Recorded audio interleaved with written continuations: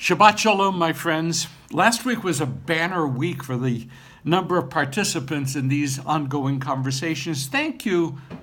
Thank you so much for your support, for your commitment to Torah, and for your willingness to hit share. Thanks a lot. A footnote. In our crazy, complicated world, last week we mourned the deaths of Israelis swept away by sudden floods. And today we note that Lag BaOmer, which occurred just this past Wednesday evening, Thursday, Lag BaOmer, the 33rd day in the counting of the Omer.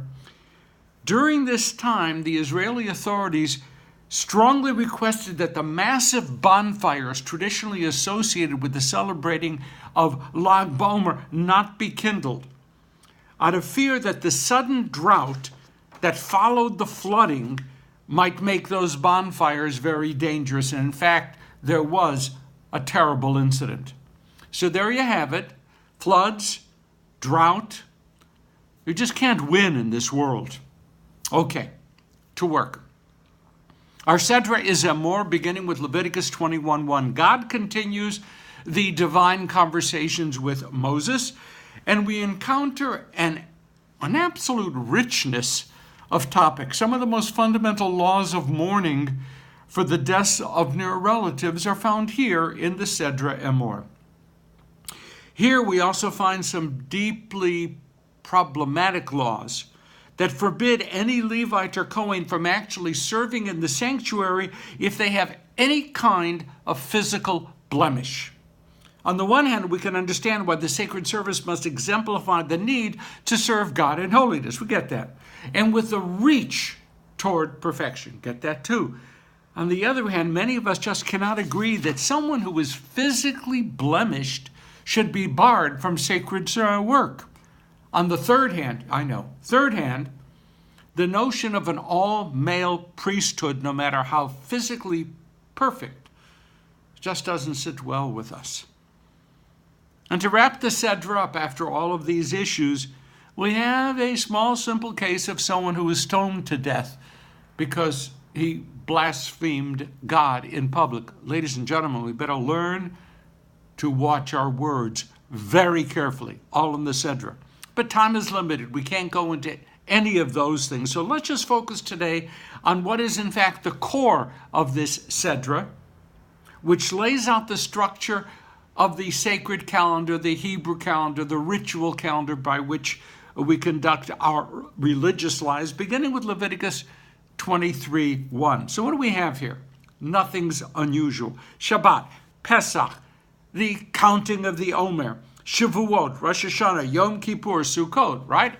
You know it all. The listing seems simple and straightforward, but those of you who've been with me from the beginning know that nothing in the study of Torah is simple and nothing is straightforward.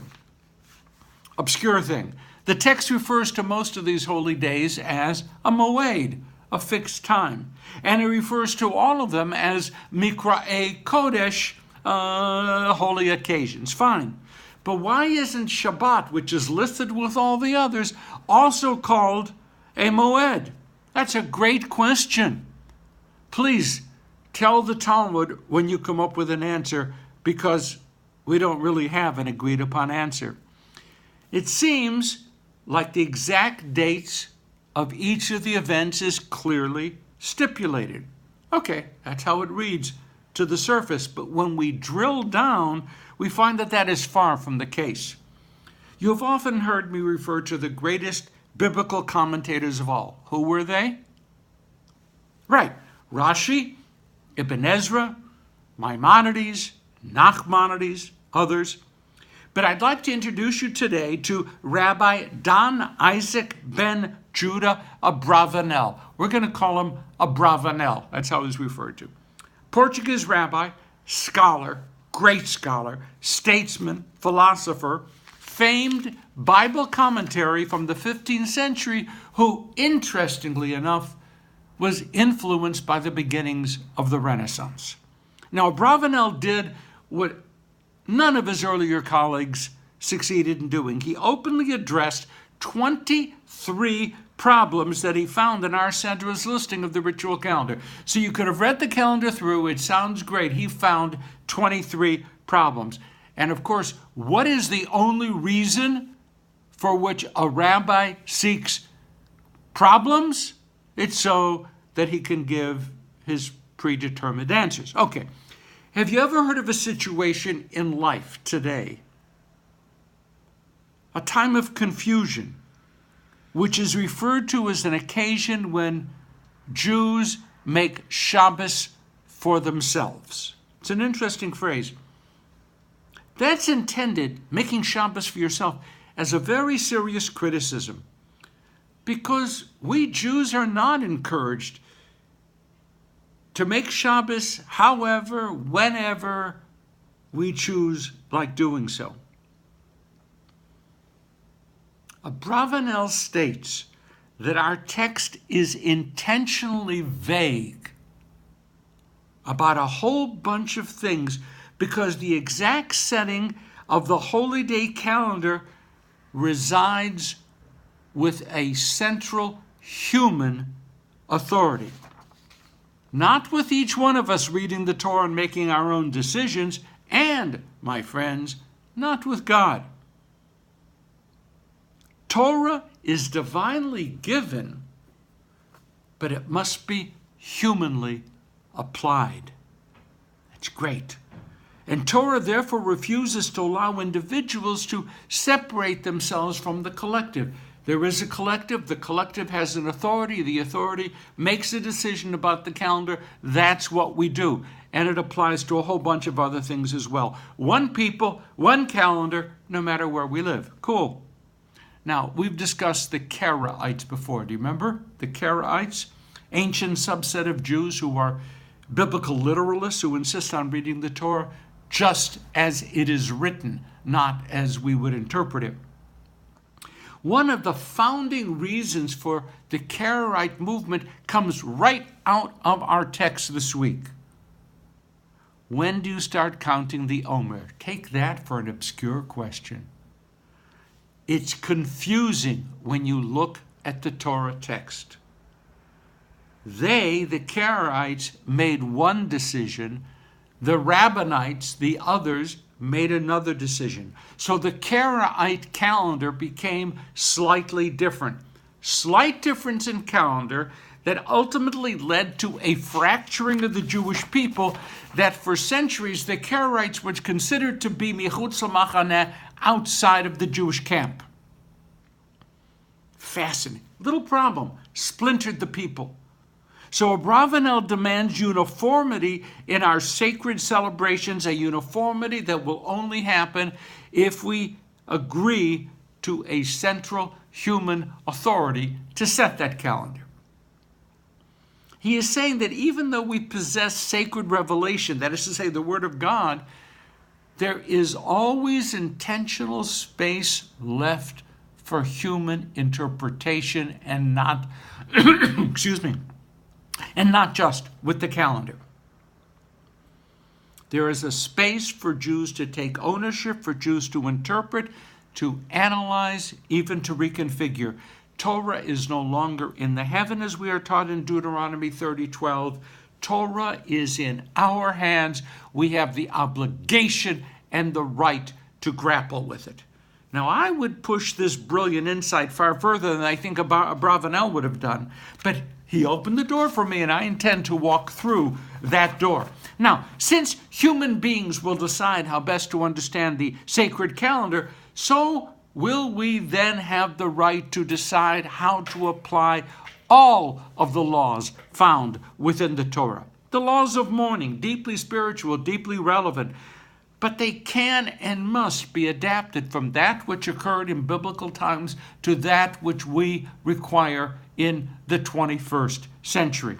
The notion that sacred worship needs to be conducted by those who are physically perfect is compelling, but we can certainly declare that physical perfection simply is not the litmus test for religious leadership today, and I, for one, am really grateful.